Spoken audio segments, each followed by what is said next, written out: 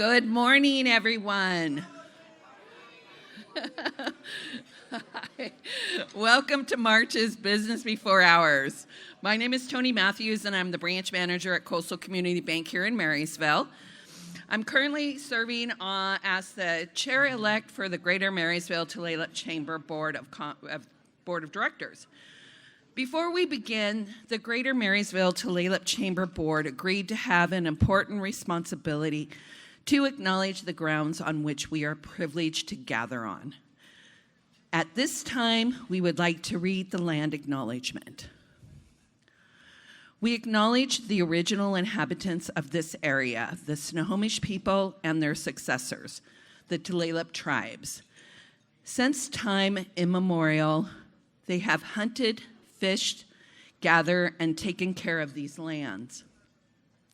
We respect their sovereignty, their rights to self-determination, and honor their sacred spiritual connection with the land and water. We will strive to be honest about our past mistakes and bring about a future that includes their people, stories, and voices to form a more just and equitable society. Now, please help me welcome our Greater Marysville Tulalip Chamber President, CEO, Ivan Svoboda. Sorry, I do it every time. I only wanted to say Yvonne. I was going to go, the wonderful, the amazing, great person, Ivan Svoboda, to the stage. Here you go.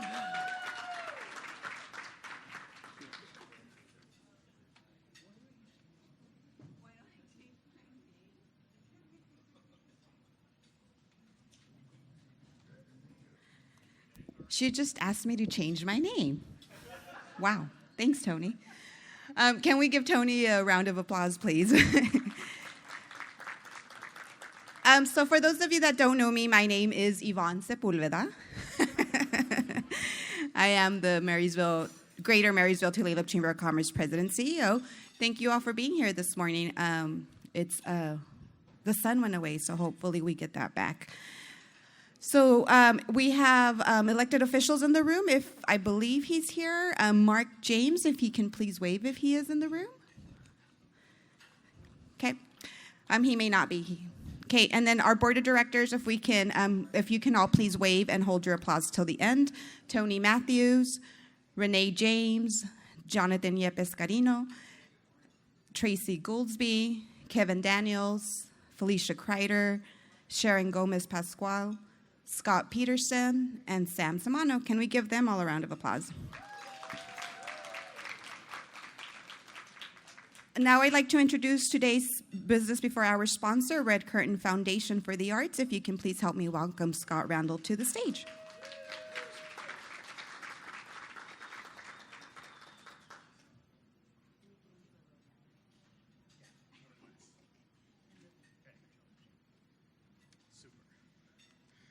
Good morning, everybody. Good morning. Like Yvonne, whatever her name is, said, I'm Scott Randall. I'm the artistic director for the Red Curtain Foundation for the Arts. If you don't know who we are, we're a local community theater that's located right on the backside of the Goodwill building here in Marysville. How many of you have come to our theater, seen shows? Yeah, some hands popping up. Fantastic. We've got our next show coming up in 2 weeks that we're super excited about, called Curious Incident of the Dog in the Nighttime, which is based on the book of the same name. And we're doing some really challenging, amazing stuff staging-wise. So we're really excited for people to come and see this show and get experience with Red Curtain. Today, I wanted to just kind of share a little information about us. So with me today is Courtney Calkins. Courtney, if you want to wave. She's one of our primary volunteers. She was also a founder of Red Curtain. We have another founder of Red Curtain, Sam Samano, sitting up here. Way back in 2009, she helped us start this whole thing. Red Curtain is an all-volunteer nonprofit organization, like I said, formed in 2009. Our focus is on arts education and community theater. So we run classes year-round for students from 6 years old all the way up into senior citizens. So if anybody has any interest in learning what theater is about, trying something new, we're your place for doing that. We put on 7 shows every season. This is the end of our season that's coming up with Curious Incident, followed by a musical called 25th Annual Putnam County Spelling Bee. And then we'll start our next season in September, and we have season brochures on our table over there. We're doing an all Shakespeare-inspired season next year, which is going to be really exciting. And then we put on other special events like stand-up comedy, burlesque nights, and live music. And I was warned about this remote. Anybody that's been here? Hey, it worked. Yay. All right. We moved into our current location in 2016, which is our current home. Prior to that, we were in the old Dunn Lumber building, and before that, we were located in various different locations in Everett. Since being in this space, we've done actually over $500,000 in improvements on the space, mostly through volunteer labor, donations of materials, and also sponsorships. That includes a lobby with concession stand, our box office, administrative office, brand new restrooms that are gorgeous, a 105-seat auditorium, classroom space, a mezzanine lounge, which for those of you that have come to our shows is one of our new favorite spots. We do specialty cocktails for every show. Have our tech booth, green room, scene shop, props and costume storage, and rehearsal space. And many of these rooms are available for rent for doing your own special events, birthday parties, meetings, that sort of thing. There we go. Yay! Arts education, as I said, is our primary focus.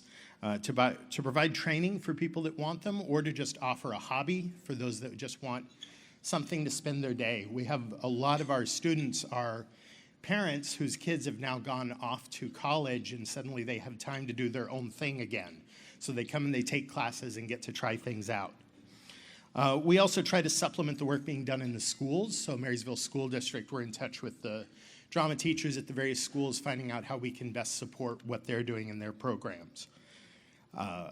Coming up, we also have our theater camps.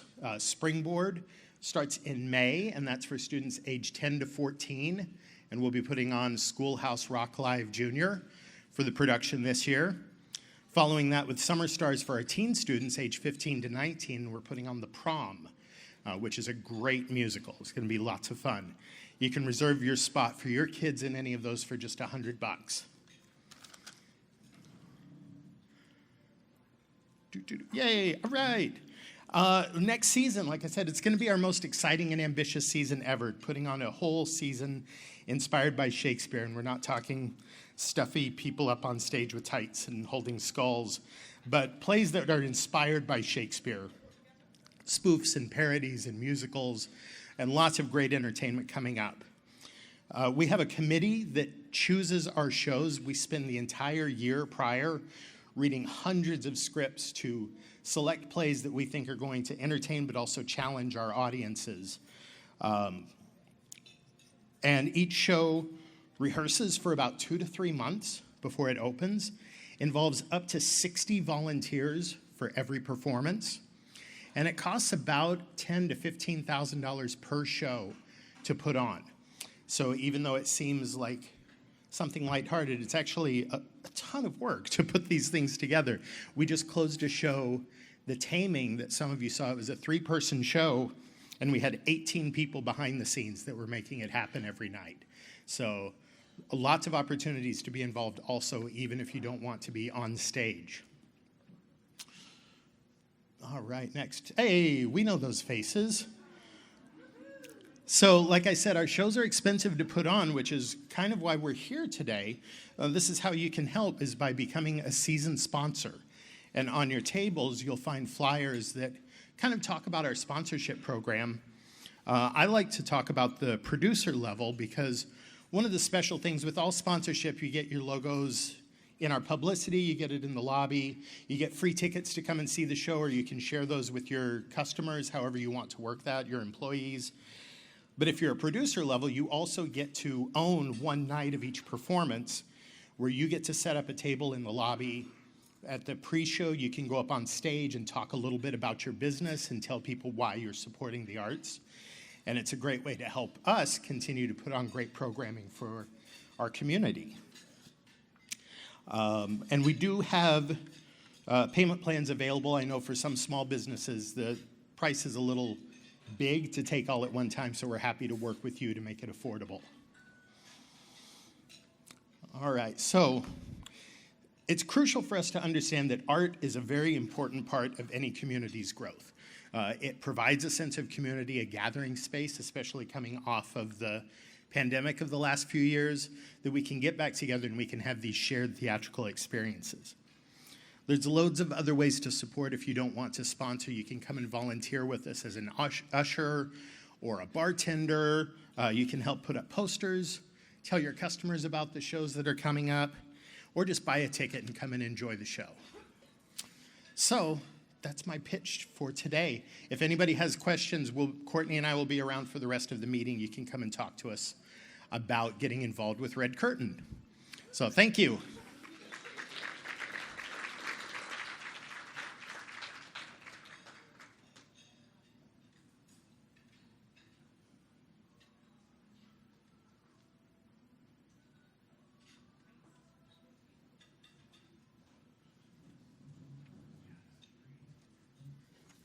Can we give Scott another round of applause, please?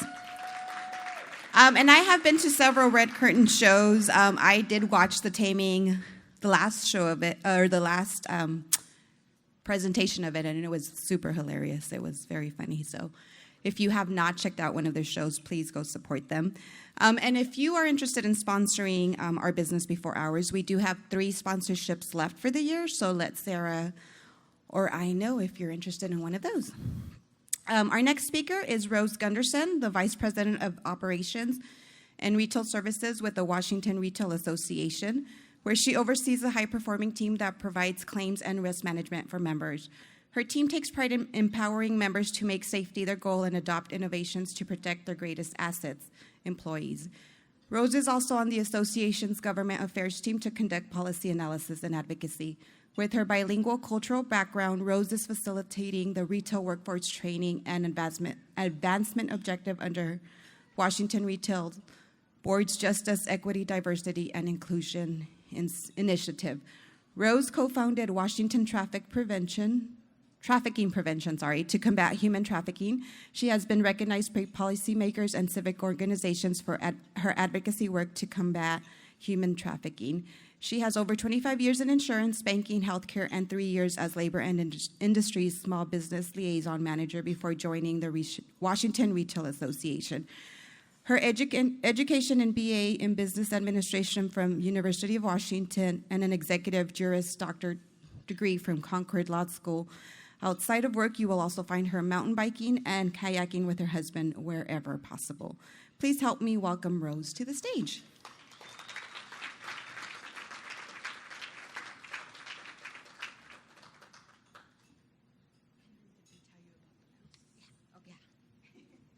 Thank you, Yvonne. It's an honor to be here in Marysville.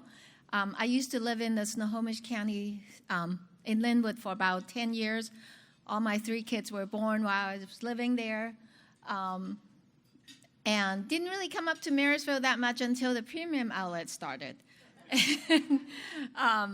Anyways, my relationship to Marysville, my son was part of the design team that designed the city's just new city hall, and so that's my claim to fame.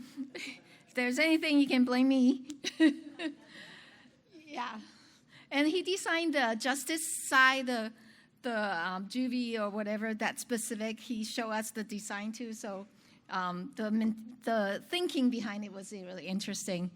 And I also want to say I support the art. My two of my 3 kids were in theater in high school.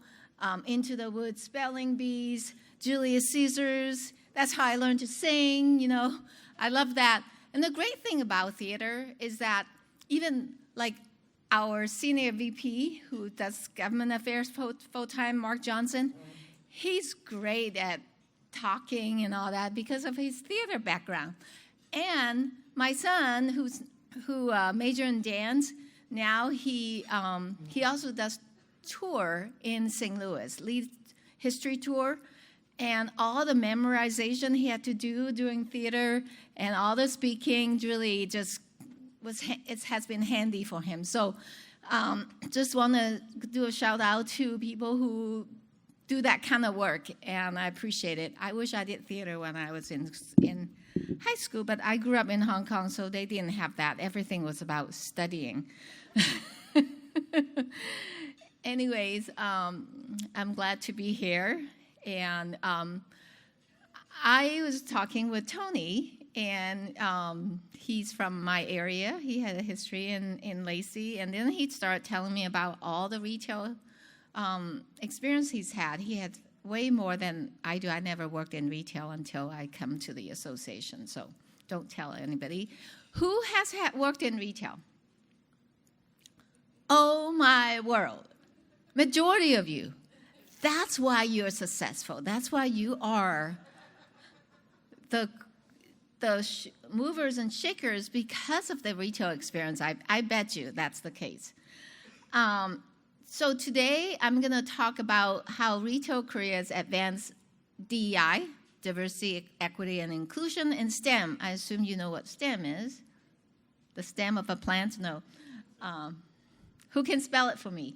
Or Science, technology, math, engineering, and math. Great. And there's also another acronym called STEAM, which includes the art that we should talk about.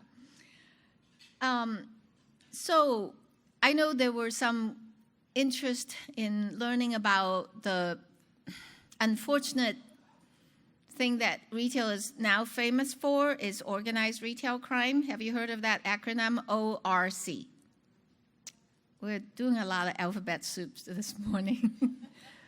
I will talk about a little bit. Yesterday I was at the City of Seattle speaking on a panel about retail, and I talk a lot about it because it is a serious problem in big cities and small cities as well. But it's really bad in the Seattle area. So I will have time do a little Q&A and talk a little bit about it, because that is a top priority for our association. It's a top priority for retailers to get back to normal, because it hasn't been normal.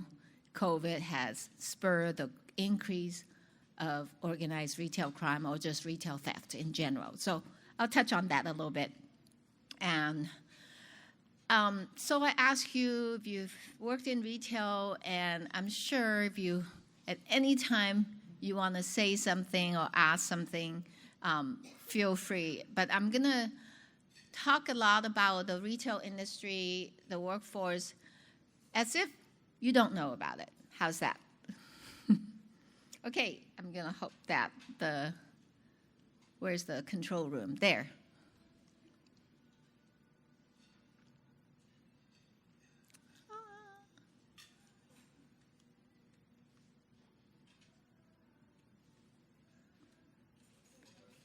All right. So three main topics today. Our industry's importance, and then workforce training, and how retail is on the edge when it comes to STEM and STEAM. I'll talk about that at the... Oops, sorry, I did a little too many. He had warned me about... Okay. So I have data from the national level and also from the state level. The retail sector is the largest private sector employer. Now, at the national level, they include hospitality also. I just want you to know. But when I talk about state data, we only talk about retail, not the restaurant or hospitality side. 1 in 4 Americans' first job is in retail. And that's significant. And the truth is, 71% of managers want to hire people with retail background. Why is that? Exactly. Do you know that customer service is the top skill every employer looks for? According to the Employment Security Department, they always, every quarter, they show the top 25 skills that employers look for. Customer service is consistently the top. There's a widespread between the second skill. Oops. When it comes to Washington State's economy, it provides $24 billion in wages. Almost 400,000 workers are employed in the retail sector, and it provides close to half of the state's revenue when it just retail sales tax, not all sales tax, just retail sales tax. That's why it's so important. Have you ever noticed that every month the Bureau of Labor Statistics or Economics would announce the retail sales data nationally? Why is it so important? It's the leading indicator of where the economy is going. It's shopping, right? And in Washington State, retail is the second largest employer sector. And the largest is healthcare and social services. They lump it together, and then the next one is retail. That does not include restaurants or hotels. If you look at all these familiar names, they all started from one store or someone's garage, right?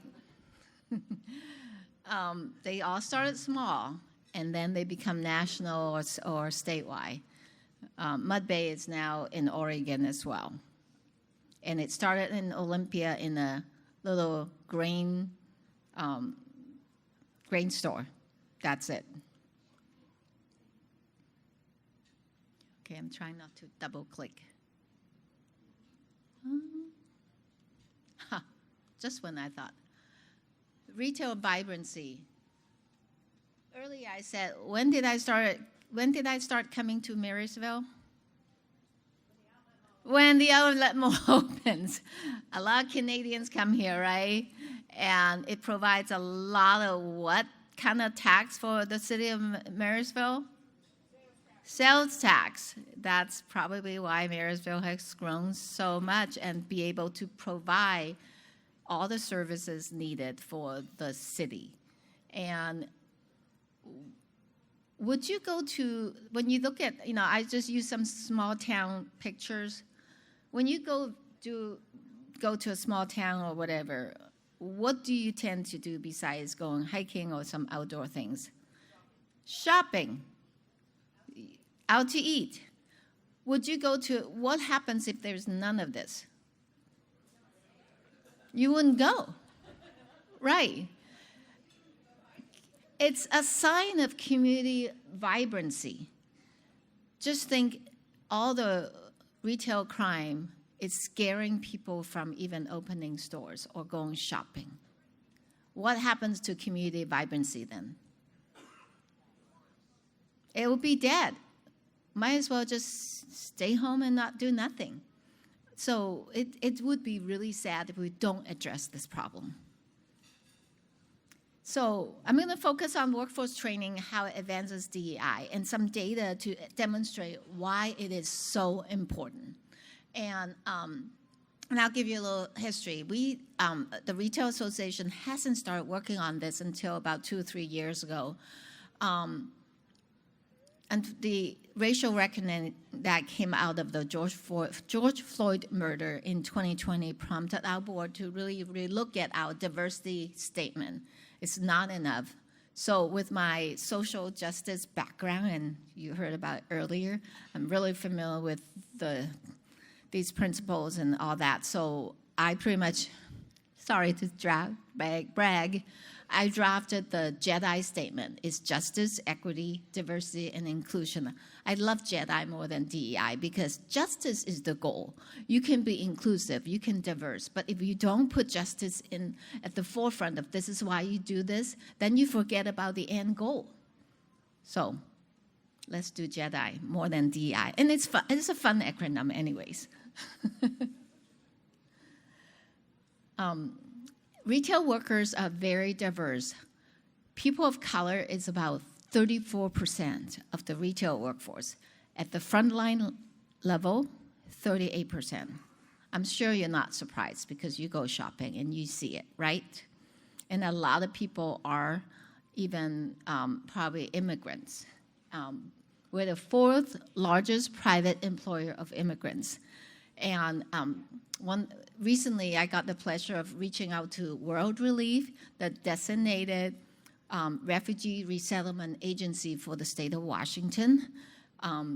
We would love to connect with them and see how we can help their clients to work in retail. We're just starting that. And so this is another really wonderful DEI work that I feel really personally passionate about.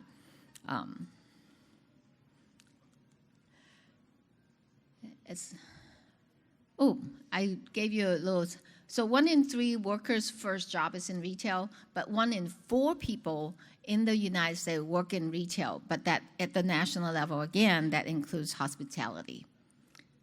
We talk about customer service skills, transferable skills for all industries. I'm sure you can tell your story about why, after working in retail, it makes you a better worker for any employers. 62% retail managers are trained and promoted from within because that channeling of just rise up within, it's very important to the retail industry. And this next point is connected to the STEM point, is that retail transformation requires technology training. And that is happening more and more. You're not just working with a till anymore, and I'll talk about that a little bit later. When workers are trained, customer satisfaction increases, increased employee loyalty. When you train them, hopefully, they will be loyal to you. But it does increase the loyalty factor. When we train employees in retail, the productivity goes up, and their upward mobility is also improved. The cost of replacing a frontline worker is 16% of an annual salary. So the argument is that maybe it's better to raise their wage than to lose them.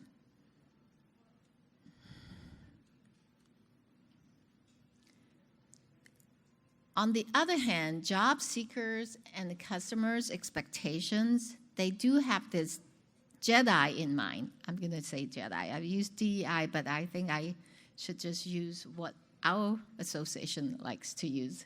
67% of job seekers prefer to work in a place with a diverse workforce. And people of color is the fastest growing consumer base. So yesterday, I was at the White House Asian American and Native Hawaiian Pacific Islanders Economic Summit. I used to just say API, and now they made it a little more challenging. I learned that this group is the fastest growing minority in the state of Washington and has, I think according to what I listened to yesterday, is the second largest minority group in the state of Washington, overtaking Hispanics, it seems like. I was really surprised. But just statistics, but that is the people of color is the fastest growing population and consumer base. So it's important that we pay attention to them and know how to reach them. I'm sure when you go to the premium outlet, you know who's, a lot of Asians come down from Canada. I feel like I could hear my native language there when I'm walking around. Retail CEOs are diverse. It is, I did another talk on how rare it is to find women and minorities as CEOs in the Fortune 500 companies, but you can see that all these three are CEOs of some major retail companies. Marvin Ellison gets continuous recognitions because of how well he's run the Lowe's company. He grew up really poor in dirt. His house was a dirt floor in the South, and he just rose up from the rank. And he's an amazing individual that if you Google him, you'll see a lot of wonderful stories and recognition for how he treats people and how he has made a difference. Late last year, I found this new research on called American Opportunities or Burning Glass 5-year assessment, and I have links to the article and the research. It's a 5-year assessment of I think it's over 250 companies. I haven't done this speech for a while, so I kind of forget. Of what are the opportunities for workers in these companies? And retail scored top in 3 of those 25 categories. Now, why is AT&T a retail company even though it's a telecom? Because they have a lot, you've seen it, they have a lot of retail outlets. The highest portion of employees is in retail. So they kind of fall within the retail category. So in this category, the industry with the best upward mobility is 9 out of 10 top 10 companies. And it's amazing when I read about it. It's because they just really try to promote from within, as I mentioned earlier. The second category is low advancement barrier. That means you don't need a college degree to be able to advance. And again, retail is at the top, and it's the majority of the 10 companies, or 3 companies.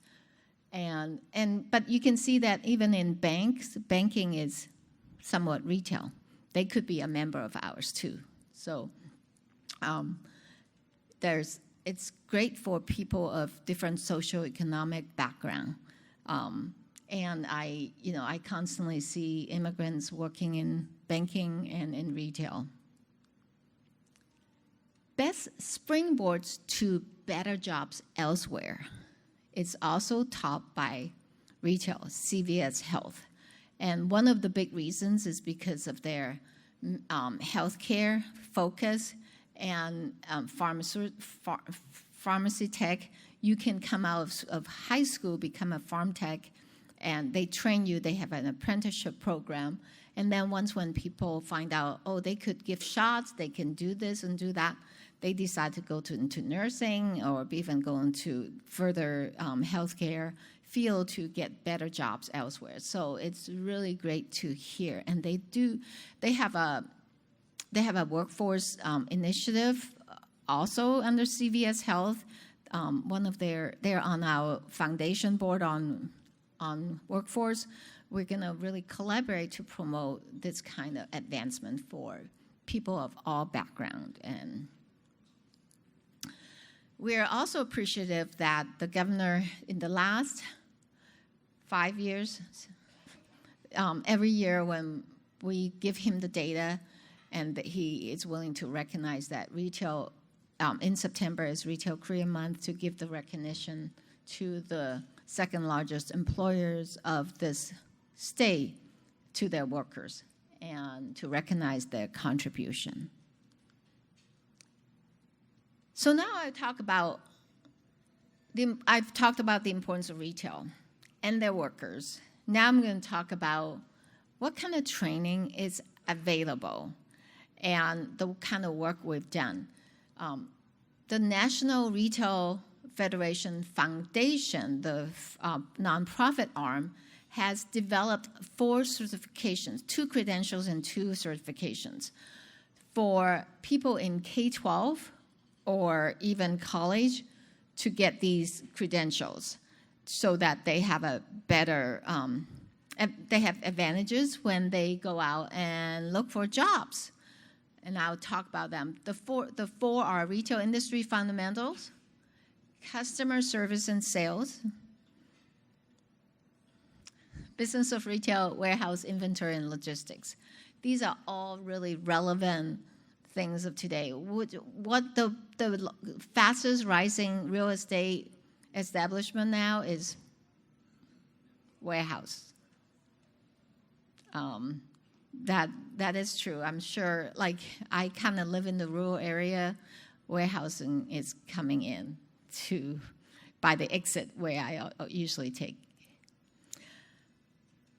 All right, I'm going to show you a couple of videos that really illustrate the point of why it is really great to use these credentials to help people that need a second chance or need better opportunities.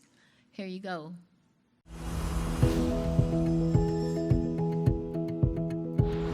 Boys and Girls Clubs works with the NRF Foundation and the Rise Up program because it gives our kids a leg up. Many youth right now, especially during these challenging times, have not had the opportunity to connect with professionals, to guide them, to give them these opportunities. So it was just a natural fit for us to be a part of it. What excites me about retail is what it offers for me. Kohl's is proud to partner with the NRF Foundation with the Rise Up program in Milwaukee with the Boys and Girls Club. We've been doing it since 2019, and it's just truly something we're really proud to be a part of. Retail is a pretty big thing all over the world. Get into this program and also learn about it because it gives a lot of skills. You learn a lot just from talking to people, talking to customers, and seeing how they move. The NRF Foundation and the Boys and Girls Club have partnered together to help students acquire the skills needed to land a job in retail and to advance into promising careers. Giving back is part of our DNA and our culture. You know, we're really excited to have these kids here today and really teach them about the different roles that they could have at Macy's. It takes a lot of behind the scenes to run a retail store just like Macy's. It takes multiple different roles and different people to put together the store as one. When we learned about Rise Up from BGCA, I went through the curriculum, I looked at it, and I really liked it because it's not just PowerPoint. It is not just teaching the kids about the knowledge.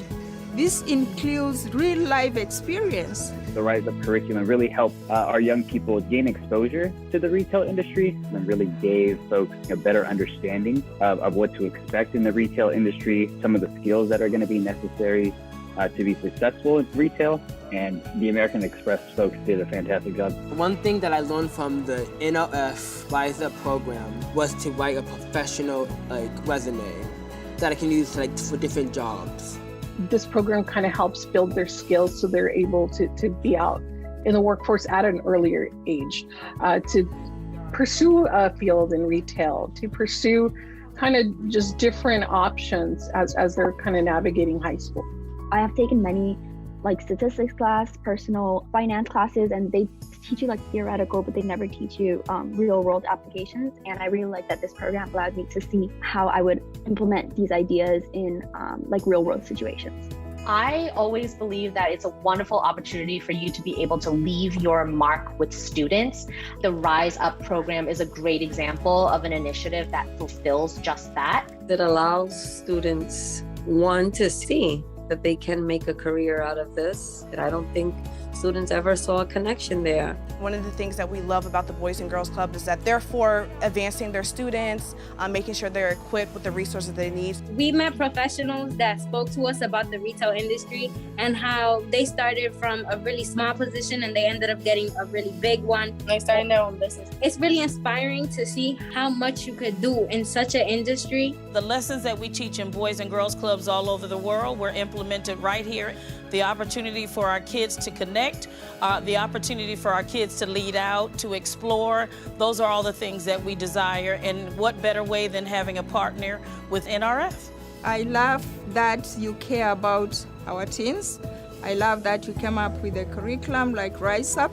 I just believe this is the beginning and the sky is the limit.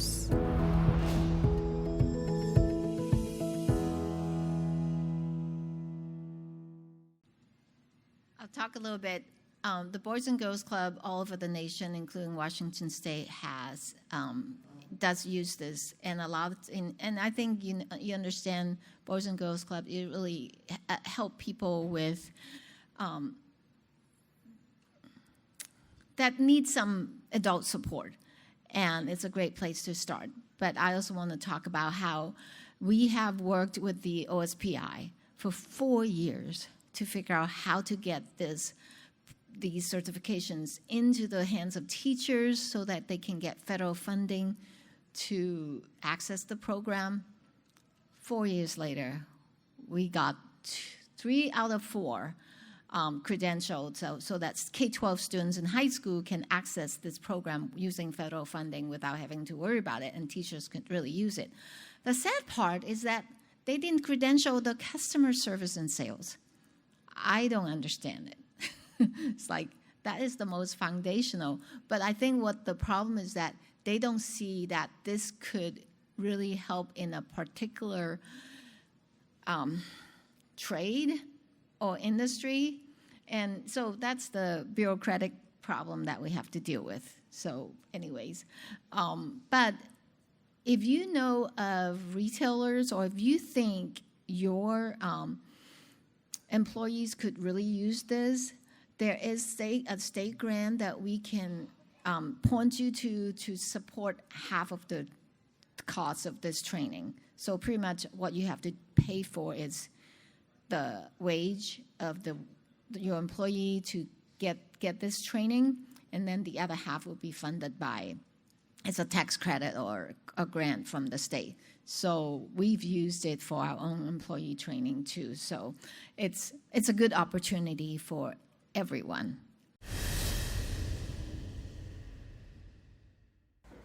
For the past few months that I've been working here at Goodwill, I have seen a lot of growth within myself. Just like somebody gave me a hand, I want to become a helping hand to somebody else. Prior to this, I was incarcerated for 5 years. Growing up, I was involved with gangs, committing crimes. I was in and out of prisons and institutions, juvenile halls, and I just grew up in the system. I don't want that for my children. I was job seeking. I was getting shut down. I took a leap of faith and I joined the LA Rise program. I received the customer service and sales certification through the NRF Foundation. With their partnership with Goodwill, they were able to get me a position where I would come in as a trainee, so that was a great opportunity. And Alex quickly excelled in terms of his ability to show honesty, dependability, reliability, willing to work hard. When I'm needed, I'm there. You know, as it is in the donation center, on the floor, wherever it might be. We quickly took him on as a permanent employee. A lot of the benefits that I've gained has been being exposed to a work environment where you work as a team. Louis, what's up, buddy? Some of the things that we've noticed change with Alex from the day that he started was probably some of his shyness, and he's now become part of the team. Walking down the street, you know, I'm able to open up to somebody, when before I was always closed to myself. I didn't really find a reason to smile, but I learned that a smile goes a long way. Through the NRF Foundation, this experience has allowed me to solidify not only relationships here, but also in my personal life. To become a positive role model to my kids. You know, they see me when I go to work. Everything that I've learned, I've been trying to pass this on to them. I want them to know the person who I am today, because my past doesn't determine my future.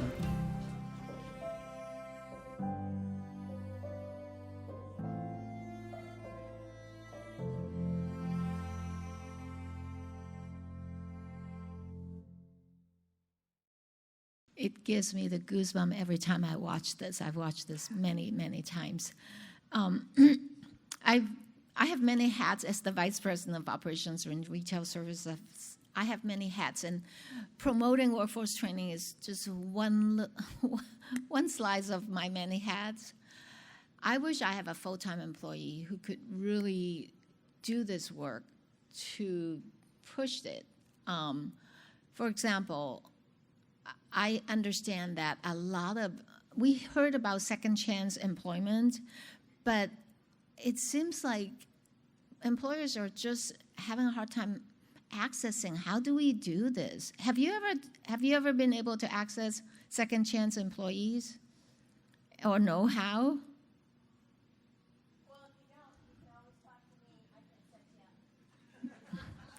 Great. I know you guys are present in the chamber world, and I know that a lot of employers who are not involved don't know how. And I know that many of our members are not necessarily part of a local chapter or chamber or whatever. They don't know how to access second chance employees. And I just hope that this is going to motivate you, because he just says customers and sales training. It could be applicable to any of your whatever businesses you have. In 2021, I pretty much developed this bill called Retail Workforce Training Promotion Bill, and got it passed in one session. It's very bipartisan, and I was very thankful. During the testimony, I talked about, soft skills and the importance of really giving soft skills, and one legislator asked me, can soft skills be trained? Then I talked about the certification, then I talked about, what we could do. And this is something that there's a bias in the world of, I don't know if anybody is an educator or have worked with CTE directors in the K-12 world or in this Korea and whatever, the Career Connect Washington, they focus so much on STEM, these hard skills. They forget about soft skills. They don't know that it's possible to train someone. And again, that's a bias. We submitted a grant at the end of December and didn't get the award because most people who are on the committee don't understand retail, don't understand the contribution and the importance of soft skills. All they care about is this linear line going from you get the certification, you become a medical assistant, and maybe you can step up from there. Retail doesn't look like that, right? For example, Tony talked about his retail background, and I'm sure many of you have retail background, and I have known many people who have retail background who became the chamber executive or became a program manager at WorkSource, and who can just jump from this wonderful customer service, working in a versatile, quick, fast-paced environment and be able to take on a management role. And I don't have to preach to the choir, you know it, but working with the state, who are really confined by these little definition, has been really challenging to establish us to be recognized in the workforce world. Or the CTE world. It has been difficult. But we're not giving up. Last fall, during the Retail Career Month, we were invited by the Bellevue Collection, Bellevue Square, to their monthly merchant breakfast, and we brought the CTE director, 2 CTE directors, to talk about worksite learning. Are you familiar with worksite learning? Good. You guys are in the know.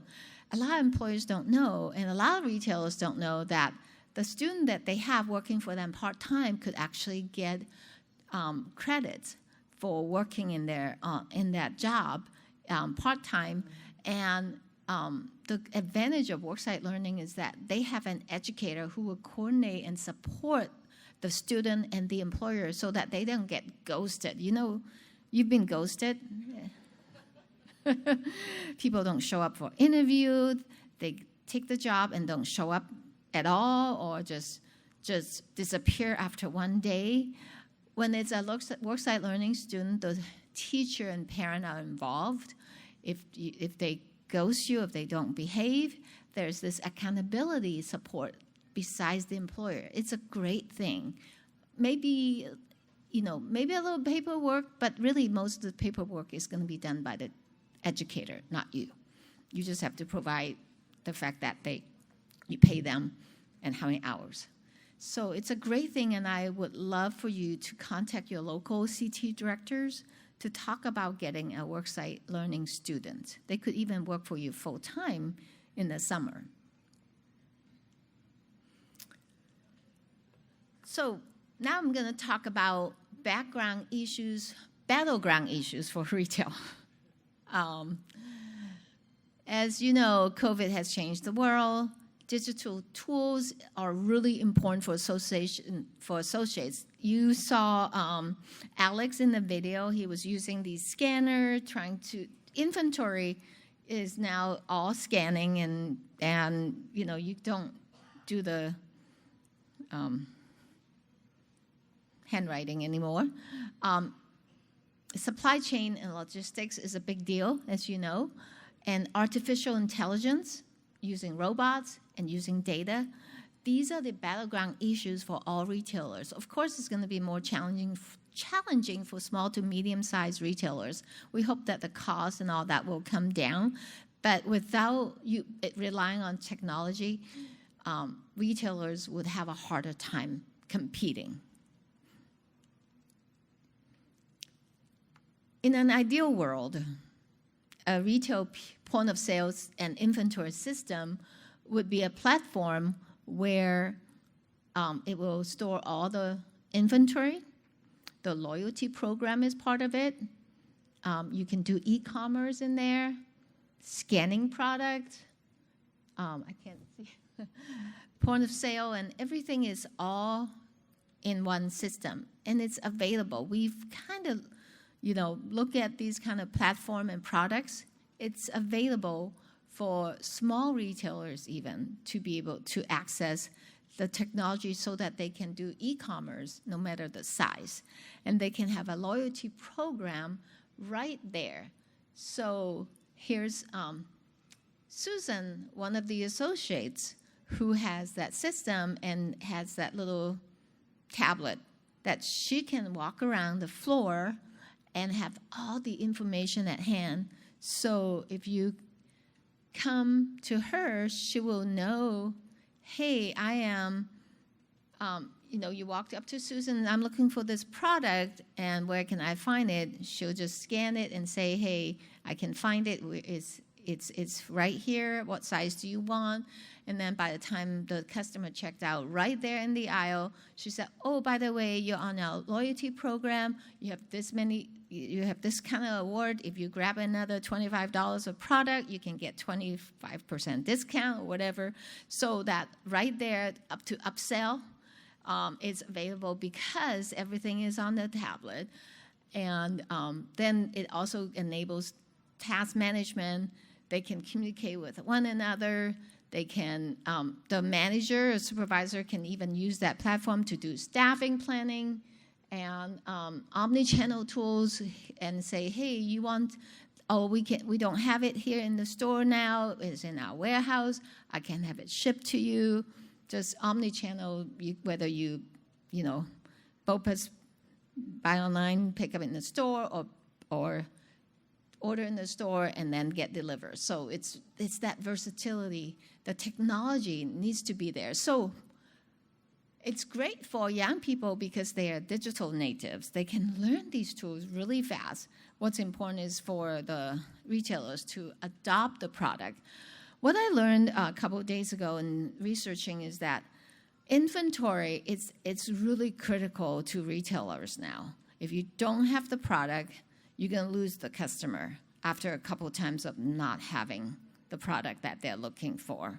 So inventory control and anticipating what to have is critical. I know that from reading, Best Buy has done really well in changing their approach. They've had big stores. Now they're trying to make it smaller, have less stores, have more online, and yet they're able to meet the demands because they ship from the store. I know Target is doing that too, but when you have inventory control and really do well with having the right inventory and also shift strategies and manage it well, then your profit margins would not suffer as much. In fact, in 2022, nationally, the profit margin for retailers have dropped by 2% from the height, more than 2% from the height of 2021 because everyone was spending government money to buy. And the profit margin was so low in 2022 that it's the same profit margin as 2009 when the Great Recession was raging. So you can see how it could shift from one year to another with the worry of a likely recession, less money, and profit margins could really change fast for retailers. So management and managing it and having the right tool is really important.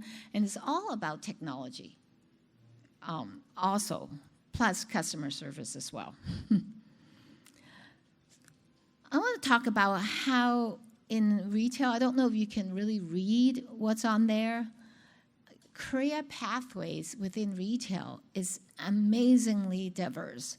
When I talk about STEM, if you look at every one of them, it requires some kind of science and technology, whether it's communication,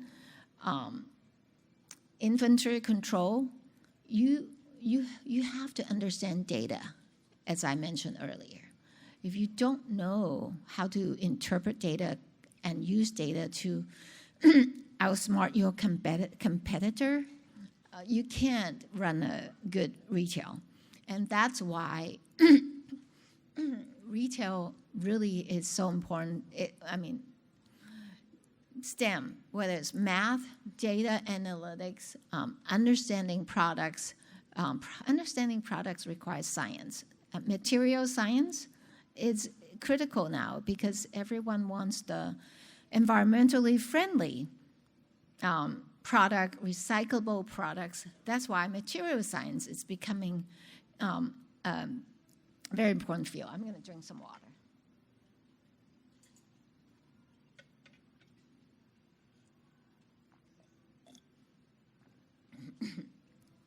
Supply chain requires management, scientific data.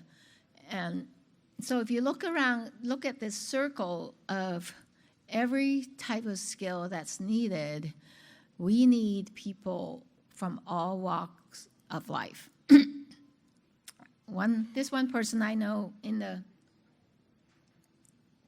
Seattle area, an acquaintance of mine, he has a PhD in anthropology. What do you do with that degree?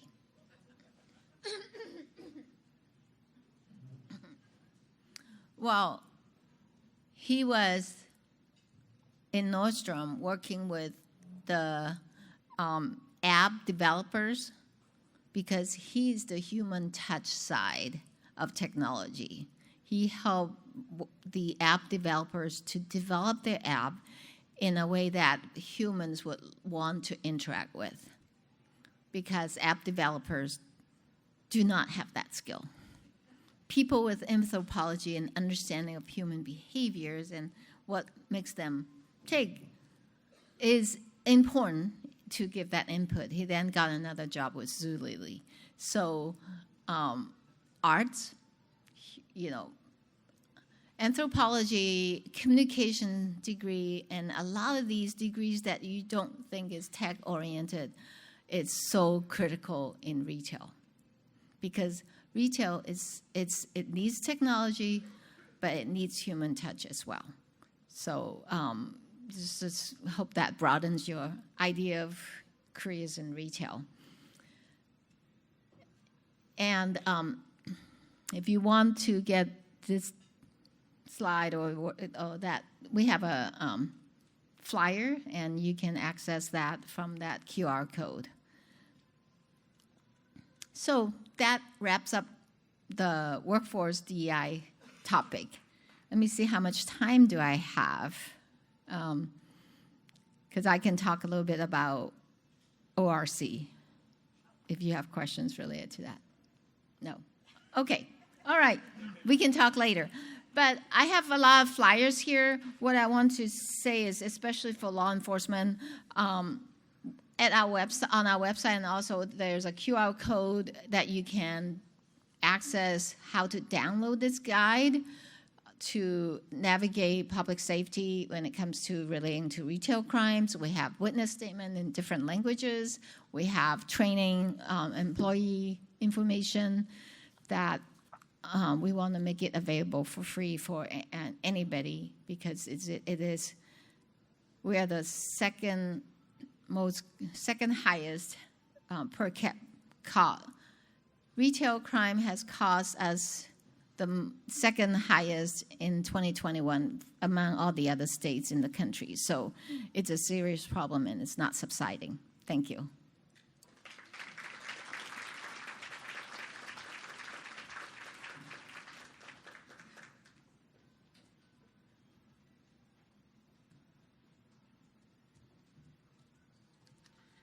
Can we give Rose another round of applause, please?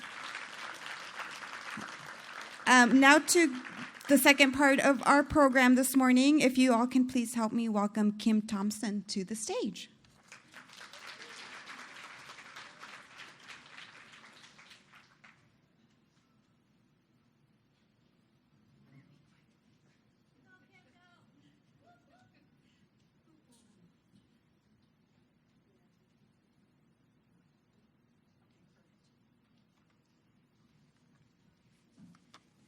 Good morning. Oh my goodness. So I have always heard a saying, March comes in like a lion and goes out like a lamb, but I think our Mariners last night went out like a lion. Woo! Yes. All right. So this part of the meeting that we are going to go into our table networking. So every business before hours, you have an opportunity to meet new people. So if you'd get your business cards out, we're going to start with the person who's closest to the stage. You'll get to give a 60-second commercial. We'll have a little timer, so you'll have your 60 seconds. And when you hear the timer, please wrap up and let the other person go, because we're trying to make up a little bit of time this morning to get you guys out on time. Oh, and do I have a timer? Okay, it brings us to the end of our table networking. At this time, I would like to introduce our newest members since our last BBH. That's okay. Just trying to get you all out of here on time today. So the latest members that we have from our last BBH, could you please line up here? I'd like to introduce them. We have Game America from Healthcare. Game America. We also have the Everett Clinic Soper Hill. We have the Junk Luggers of North Puget Sound. Yep, you're going to give us... So you're going to have an opportunity to give us a minute about your business. So we have the Junk Luggers of North Puget Sound. We also have the Lodge Apartments. We have Vibrant USA, Women in Leadership, Body, Soul, Mind, and Business. And we have Ziply Fiber. So come on up and tell us about your business. Yeah. You have a minute? Hi everyone, my name is Abdullah. First, I would like to say thank you very much, Marysville, the Chamber of Commerce, and the City of Marysville.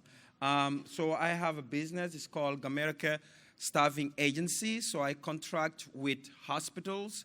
It's more of in the medical side. So I contract with big hospital, big medical facilities, and help them with their employee needs, staffing needs. So I have a diverse staffs. I have RNs, LPNs, and CNAs from all around the Snohomish or the other counties. So if any of you guys have a facility or is a director or have a big position in a big facility, I'm the guy to come to. So thank you for giving me this opportunity. Thank you. Yeah. Hi everybody, myself Gurjit from the Junk Luggers, and we are the eco-friendly junk removal service focused on the donations first, recycling second, and landfills are a very last resort for us, which we absolutely do not like. And we work with a lot of local charities, a lot of nonprofits, and a lot of donation centers. And we also have a green guarantee, which is called donation receipt guarantee. We provide donation receipt to customers within 14 business days, and we can take care of the junk, the appliances, furniture, yard debris, construction debris, anything that is not inflammable or non-hazardous. We are able to take care of it, and we cover Snohomish County, some part of Island County. We've covered Mount Vernon area, the Woodinville, all the way to North Seattle. Yeah, so if anybody has a need, we are definitely here to help. The Gurjit from the Junk Luggers. Thank you. There's no way to go off this way. Sorry, you have to go back that way. Sorry. Hi, my name's Jessica Duffy. This is Katie Peterson. We are here with the Everett Clinic, which is a part of Optum. We are moving our Lake Stevens Everett Clinic to Marysville. So this will be our third site in Marysville. Our grand opening is April 17th, and at the new location we will have primary care, we will have walk-in clinic, gynecology, physical therapy, podiatry, dermatology. I think that's it. Yeah, so we're very excited to be in Marysville. Thanks. Thank you. Hello, it's a Good two. morning. Good morning. Good morning. I'm Heather. And I'm Charlie. And together we are Women in Leadership. We love to help your heart, soul mission be heard and seen out in social media land. So we take the mystery and pain out of social media. And we do that from the ground floor up. All the things you don't like doing on social media, creating the posts, all that stuff, we do it with animated graphics. And we are also proud members of the Marysville Tulalip Police Foundation. And that's it. That's it? Okay. Thank you, ladies. Thank you.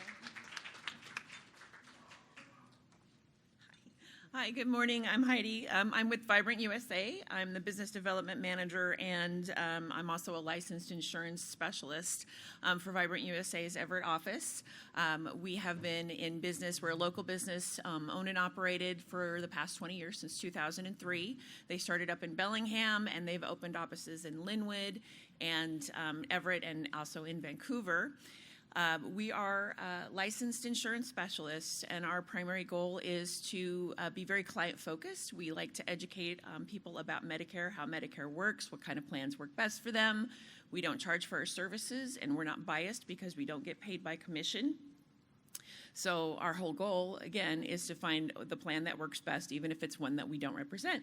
So we are here, we're available. We like people to call and ask us questions. We're often at events for health services. We work frequently with other providers' offices, like the Everett Clinic over there. And yeah, we're here, we're available, and we're happy to be part of the Chamber of Commerce. Thank you. Thank you.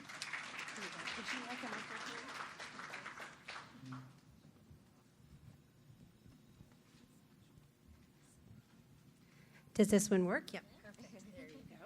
Good morning, everybody. My name is Isabella Witron, and I'm the property manager for the Lodge Apartments. Basically, we have a brand new construction phase. We're working on our fourth one. It has 144 units, so we'll be touching close to over 700, almost close to 700 units. So basically, my goal. Sorry, I'm super nervous. You're doing great.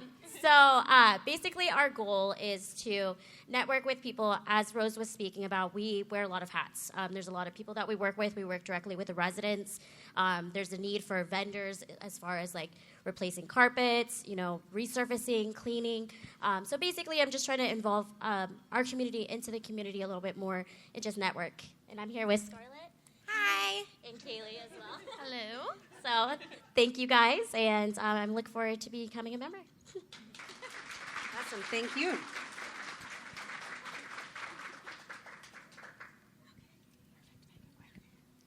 Good morning. I'm Jen Harvey. I am the Community Development Manager in Western Washington for Ziply Fiber. What is Ziply Fiber? We are a fast fiber internet company, new couple years to the area. So we do internet and phones. We have residential plans and small and large business. So if you are in need of some fast, reliable internet, we want to make sure that we can elevate your connected life. So please come and stop and say hi to me. Thank you. I was so quick, you walked away. All right. Thank you so much, Jennifer. Okay. So we're going to hear from our showcase tables while we're going to get them up and do that. If you brought a door prize today, please line up, and you'll be able to do that once we've done that. So our first showcase table is Taylor Aiken with Edward Jones. Hello, guys. As she said, I've got the Edward Jones over on 4th and State by the Albertsons.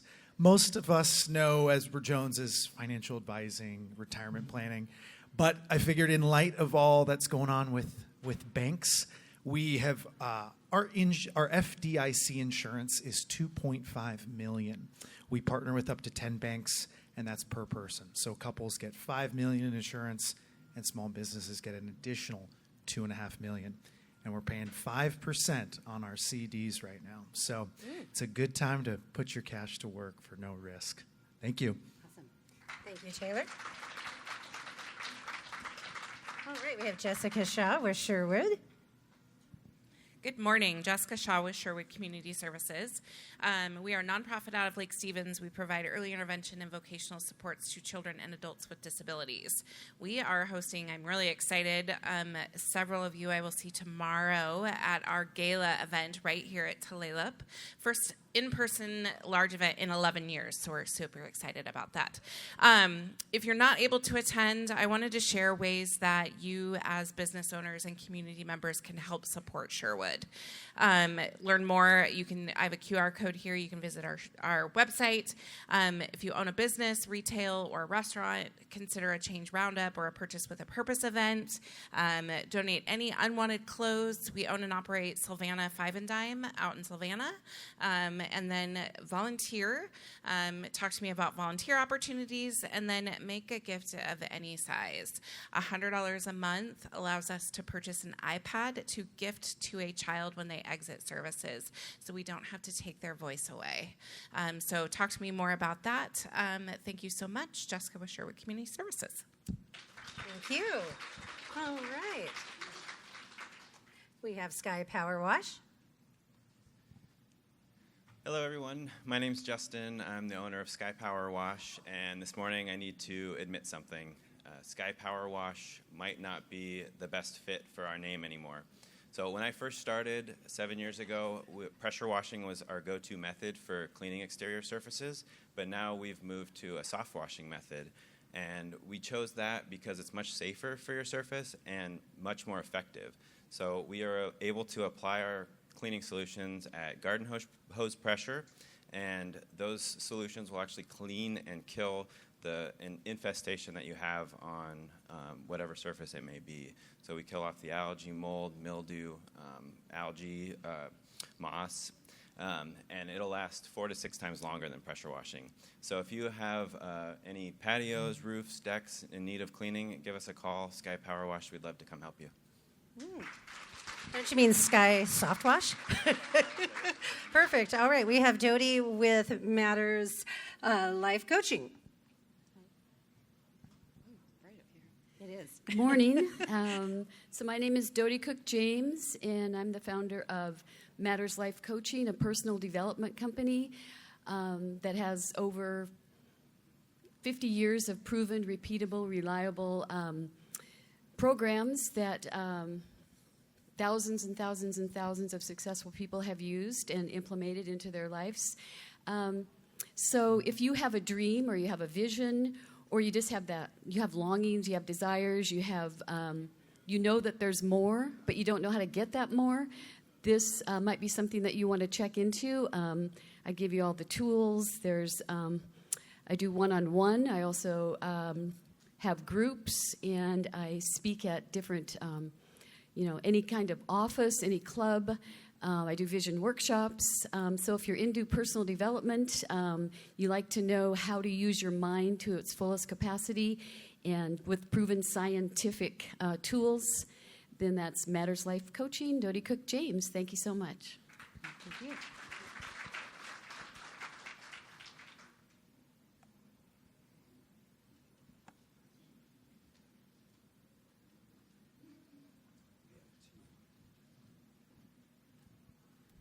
Good morning. This is the part where you're going to get to win something. So we are part of Goodwill Job Training Centers, and one of the things that we do is we help students that are making difficult transitions, challenges, all those kind of things. Yeah, if you haven't gotten one in there, you might want to do that. Yeah. My name is Todd Morgan, and I teach the missions part of the program, Job Readiness. And we also offer English classes on all the different graded scales. Also, we offer computer skills, which has become a very significant part of getting people ready for job readiness in the workplace. So we teach life skills, online work readiness, customer service, and we're working through keyboarding, which is turning into job clubs, where people are helping each other find jobs.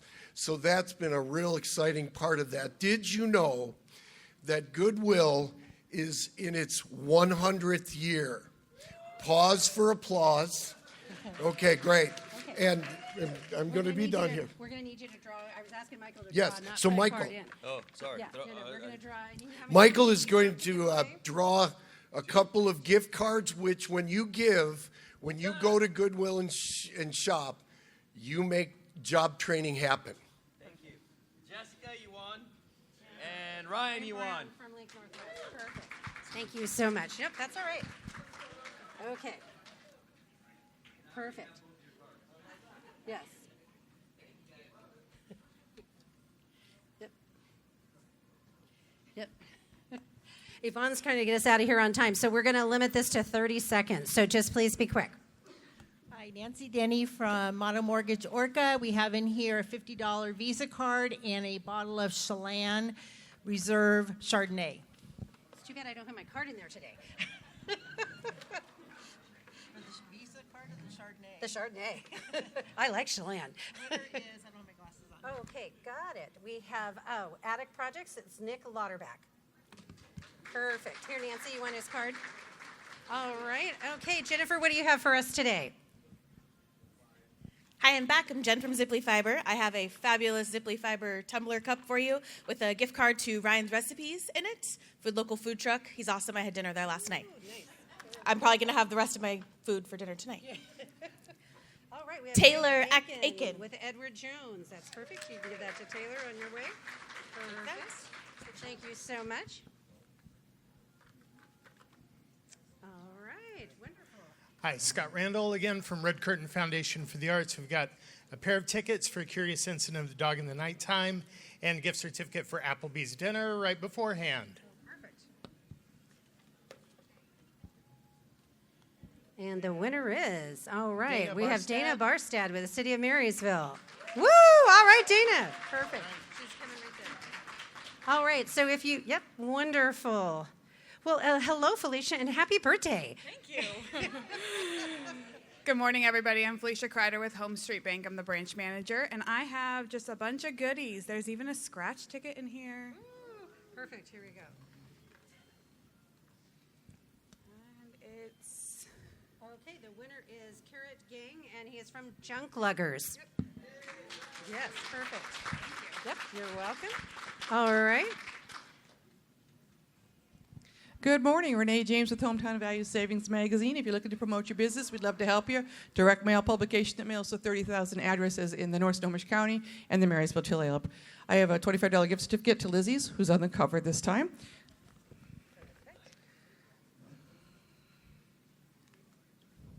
Oh, Eric Scarpin, our chief of police. Is he here still?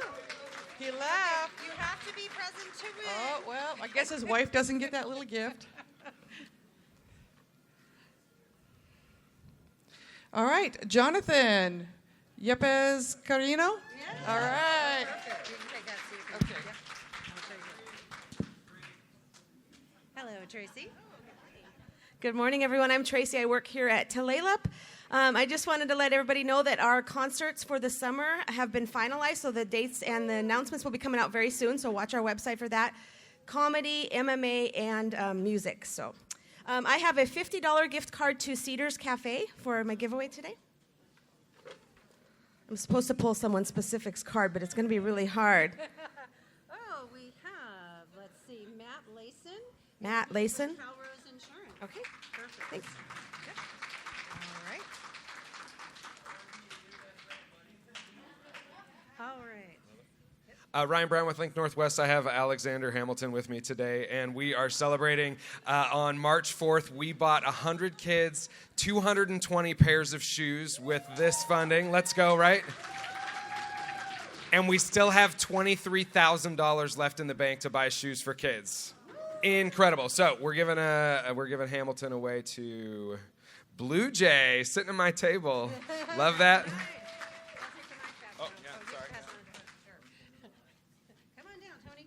Hi, I'm Tony Matthews, Coastal Community Bank, located on 4th and State.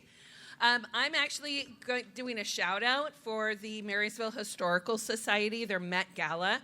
It's Friday night, April 14th at the Hotel Indigo. Whoop, whoop. And they really need your support. If you haven't been to this museum, it's an amazing museum, and it has a lot of all the history of Marysville. And this gala is going to help keep supporting them throughout the year. So please, if you're interested, attend it. It's a wonderful, fun event. I also saw that Peter says he doesn't want to sit alone, so please buy a ticket. And while we're doing shout-outs, go ahead, Tony. Who do you have? Who do you have? All right. Do you need me to tell you? Cesar, yeah. There you go. Perfect. Thank you. Oh, here. That's all right. I got it. All right. Okay. Dodie Cook James, Matters Life Coaching. I have a little goodie basket here, and I do have a complimentary breakthrough clarity call that's a value of $250. And I have a little pocket journal, and I have pens, and I have a little Easter gnome. So if somebody wants to start their Easter basket, here you go.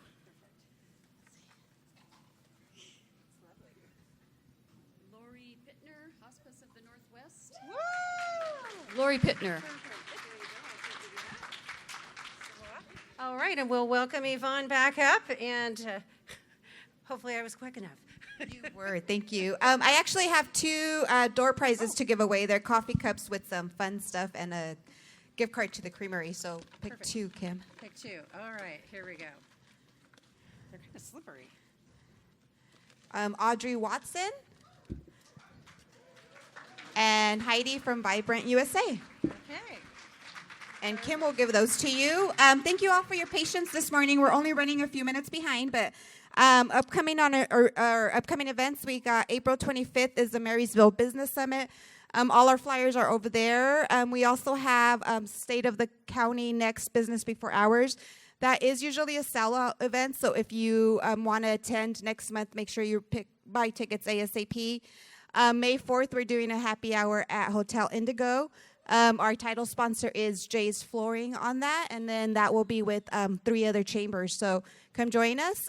Golf tournament is June 10th, and registration is open as of tomorrow, April 1st, and that's not a fool's trick. So just thank you to the following. Thank you to our sponsor, Red Curtain Foundation for the Arts. Again, if you haven't visited them, make sure you check them out. Our emissaries and our chamber volunteers for all their great ideas to make today's theme fun and interactive. Thank you to Tulalip Resort Casino for their great service and delicious breakfast. And a big thank you to all of you for being here this morning. Thank you for your patience. Thank you for being here. And I will see you all soon. Have a great afternoon.